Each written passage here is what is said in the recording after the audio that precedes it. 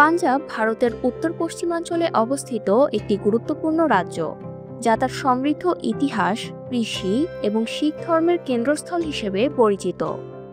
পাঞ্জাব শব্দের অর্থ পাঁচ নদীর দেশ এবং এটি ভারতের সবথেকে উর্বর ভূমির একটি। মূলত ১৯৪৭ সালে ভারতবর্ষ বিভাগের সময় পাঞ্জাব প্রদেশ ধর্মের ভিত্তিতে ভারত ও পাকিস্তানের মধ্যে বিভক্ত করা হয়, যার পশ্চিম অংশ পরে পাকিস্তানে এবং পূর্ব অংশ ভারতে।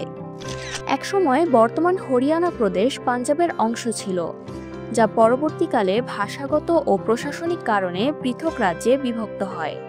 আর তাই চণ্ডীগড় এখনও পাঞ্জাব ও হরিয়ানা রাজ্যের রাজধানী হিসেবে ব্যবহৃত হয়।